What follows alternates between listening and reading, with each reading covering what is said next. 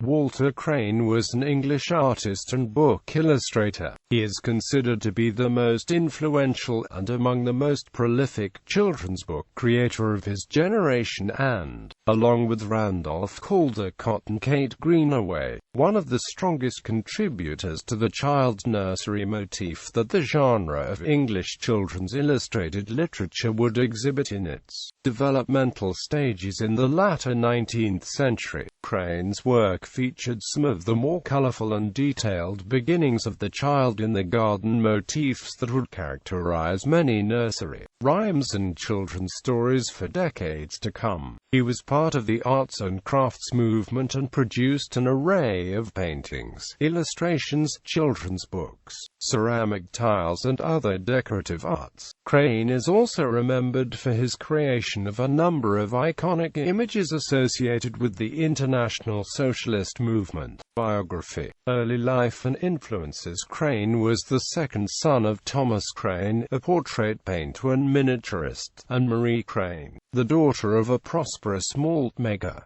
His older brother Thomas would also go into illustration, and sister Lucy a noted writer. He was a fluent follower of the new art movements, and he came to study and appreciate the detailed senses of the pre-Raphaelite Brotherhood, and was also a diligent student of the renowned artist and critic John Ruskin. A set of colored page designs to illustrate Tennyson's Lady of Shalott gained the approval of wood engraver William James Linton, to whom Walter Crane was apprenticed for 3 years in 1859 to 62.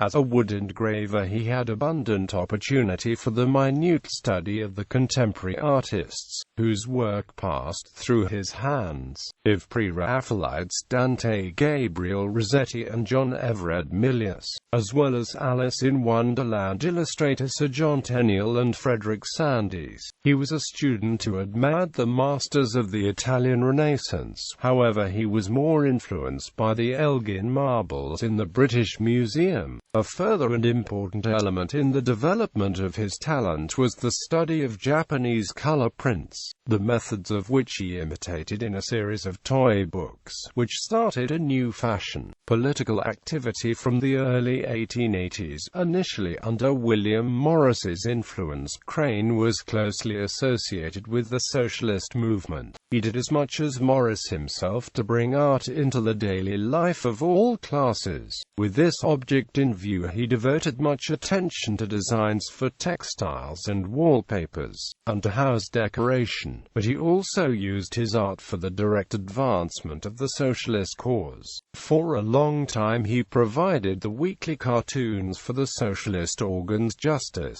the Commonweal and the Clarion. Many of these were collected as cartoons for the cause. He devoted much time and energy to the work of the Art Workers Guild, of which he was master in 1888 and 1889, and to the Arts and Crafts Exhibition Society, which he helped to found in 1888. He was also a vice president of the Healthy and Artistic Dress Union, a movement begun in 1890, whose aim was to promote the loose-fitting clothing, in opposition to stiffness, tightness and weight. They produced numerous pamphlets setting out their cause, including one entitled How to Dress Without a Corset, which Crane illustrated. Although not himself an anarchist, Crane contributed to several libertarian publishers, including Liberty Press and Freedom Press. He is credited with the design and decoration of the front facade of the Bomb Shop, Henderson's bookshop at 66 Charing Cross Road, specializing in left-wing and radical literature. Crane was controversial in his support of the 4 Chicago anarchists executed in 1887 in connection with the Haymarket Affair. Visiting the United States for the first time in connection with an exhibition of his work in 1891, Crane scandalized polite society by appearing at a Boston anarchist meeting and expressing the opinion that the Haymarket defendants had been put to death wrongfully. Returning to his hotel, Crane found a letter stating that he faced hopeless ruin among American patrons of the arts owing to his support of those who were commonly considered to be terrorist conspirators in public opinion of the day. Financial support was withdrawn and planned dinners in Crane's honor were cancelled. In response to the controversy, Crane wrote a letter to the press explaining that he had not meant to cause insult and did not himself favor the use of explosives, but had merely been expressing his principled opinion that those convicted were innocent of the crime for which they were charged. The incident was memorialized in the press as probably the most dramatic episode in the artist's career. Death and legacy. Walter Crane died on 14 March 1915 in Horsham Hospital, West Sussex. His body was cremated at the Golders Green Crematorium, where his ashes remain. He was survived by 3 children, Beatrice, Lionel and Lancelot. Artistic work. Paintings and illustrations. In 1862, his picture The Lady of Shalott was exhibited at the Royal Academy, but the Academy steadily refused his mature work, and after the opening of the Grosvenor Gallery in 1877, he ceased to send pictures to Burlington House. In 1863, the printer Edmund Evans employed Crane to illustrate Yellowbacks, and in 1865 they began to collaborate on toy books of nursery rhymes and fairy tales. From 1865 to 1876, Crane and Evans produced 2 to 3 toy books each year. These are a few of his illustration suites. In 1864 he began to illustrate a series of 6-penny toy books of nursery rhymes in 3 colors for Edmund Evans. He was allowed more freedom in a series beginning with The Frog Prince, which showed markedly the influence of Japanese art, and of a long visit to Italy following on his marriage in 1871. His work was characterized by sharp outlines and flat tints. The Baby's Opera was a book of English nursery songs planned in 1877 with Evans, and a 3rd series of children's books with the collective title Romance of the 3 R's provided a regular course of instruction in art for the nursery. In his early Lady of Shalott, the artist had shown his preoccupation with unity of design in book illustration by printing in the words of the poem himself, in the view that this union of the calligrapher's and the decorator's art was one secret of the beauty of the older illuminated books. He followed the same course in the 1st of May, A Fairy Mask by his friend John Wise, text and decoration being in this case reproduced by a photogravure. The Goose Girl illustration taken from his beautiful household stories from Grimm was done again as a big watercolor and then reproduced in tapestry by William Morris. Flora's Feast, A Mask of Flowers had lithographic reproductions of Crane's line drawings washed in with watercolor. He also decorated in color The Wonder Book of Nathaniel Hawthorne, and Margaret Dillon's Old Garden. During the 80s and 90s he illustrated 16 children's novels by Mrs.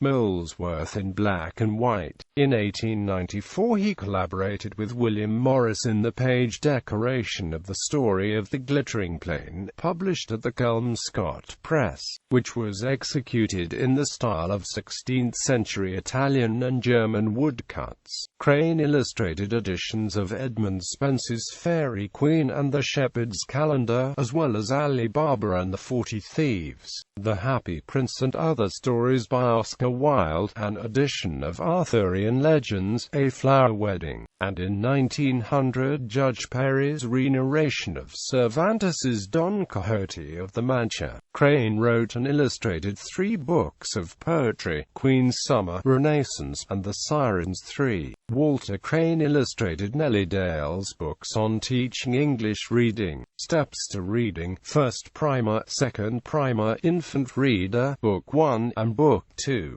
These were most probably completed between 1898 and 1907. Mature work. His own easel pictures, chiefly allegorical in subject, among them The Bridge of Life and The Mower, were exhibited regularly at the Grosvenor Gallery and later at the New Gallery. Neptune's Horses was exhibited at the New Gallery in 1893, and with it may be classed his Rainbow and the Wave. His varied work includes examples of plaster relief, tiles, stained glass pottery, wallpaper and textile designs, in all of which he applied the principle that in purely decorative design, the artist works freest and best without direct reference to nature, and should have learned the forms he makes use of by heart. An exhibition of his work of different kinds was held at the Fine Arts Society's galleries in Bond Street in 1891, and taken to the United States in the same year by the artist himself.